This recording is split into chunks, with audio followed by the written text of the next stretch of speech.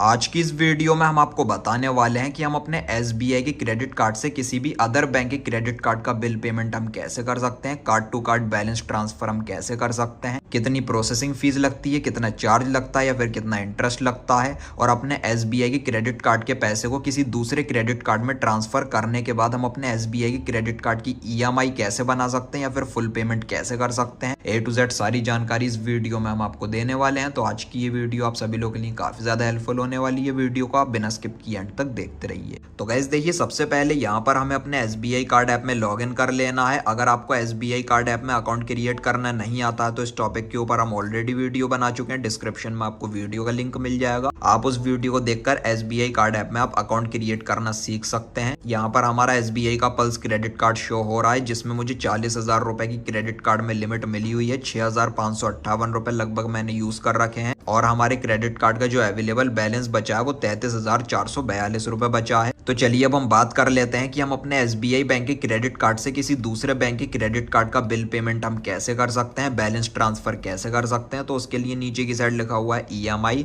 And more, simple से हमें इस ऑप्शन पर क्लिक कर लेना है। क्लिक करने के बाद इस तरीके से ये लोड लेता है। पहला ऑप्शन है बैलेंस ट्रांसफर का, दूसरा है फ्लेक्सी पे। अगर हमने एसबीआई के क्रेडिट कार्ड से बैलेंस यूज किया है और उस यूज किए हुए बैलेंस को अगर हम ईएमआई में कन्वर्ट करना चाहते हैं तो हम यहाँ पर फ्लेक्सी पे ऑप्शन के थ्रू कर सकते हैं। इस टॉपिक के ऊपर भी हम ऑलरेडी वीडियो बना चुके हैं। डिस्क्रिप्शन में आपको वीडियो का लिंक मिल जाएगा, आप उस वीडियो को देख सकते हो। तो यहाँ पर हमें क्लिक कर लेना है बैलेंस ट्रांसफर वाले ऑप्शन पर।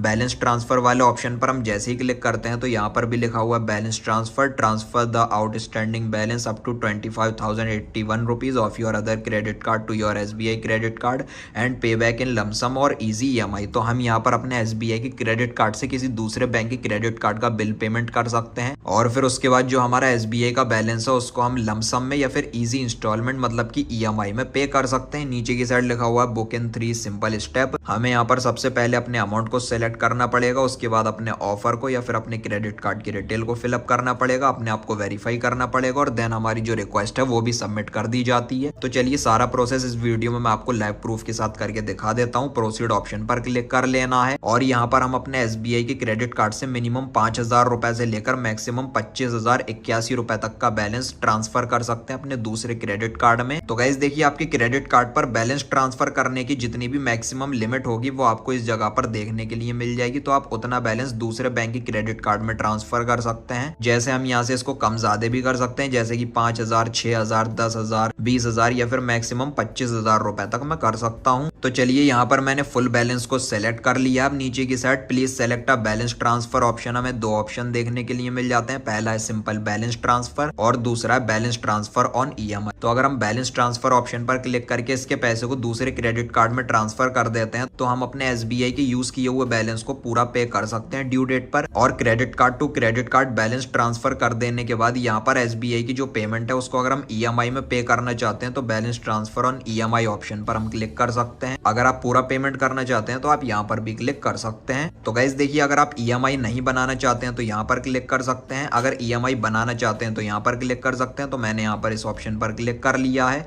अब नीचे की साइड हमें सिंपल से कंटिन्यू ऑप्शन पर क्लिक कर लेना है। कंटिन्यू ऑप्शन पर हम जैसे ही क्लिक करते हैं तो हमें दो ईएमआई के प्लान देखने के लिए मिल जाते हैं। पहला है 6 महीने, दूसरा है 3 महीने। तो गाइस देखिए, आप 6 महीने या फिर 3 महीने जितने की भी आप ईएमआई बनवाना चाहते हैं तो आप उस पर क्लिक कर सकते हैं। जैसे अगर आपका कोई बड़ा अमाउंट होता है, मान लीजिए 1 लाख रुपए या फिर इससे प्लस होता है, तो आपको यहाँ पर 9 महीने या फिर 12 महीने वाला प्लान भी देखने के लिए मिल जाएगा। तो आप चारों में से कोई भी एक प्लान सेलेक्ट कर सकते हैं। तो हम यहाँ पर 3 महीने ही करना चाहते हैं तो 3 महीने पर क्लिक कर लेंगे, 6 महीने की बनवाना चाहते हैं तो 6 महीने पर क्लिक कर लेंगे। उस हिसाब से हमें ईएमआई का अमाउंट नीचे की साइड देखने के लिए मिल जाता है। 6 महीने की हमारी मंथली ईएमआई आ चुकी है 4,346 रुपये और 30 पैसे। प्रोसेसिंग फीस ये 250 रुपये की दिखा रहा है और इंटरेस्ट रेट पर मंथ का 1.13% का ये दिखा रहा है। तो गाइस चलिए अब मैं आपको कैलकुलेटर में कैलकुलेट करके भी दिखा देता हूँ कि ईएमआई पर कितना इंटरेस्ट या चार्ज लगेगा। तो 4,346 रुपये 30 पैसे पर मंथ की EMI हमारी 6 महीने तक हमें पे करनी पड़ेगी।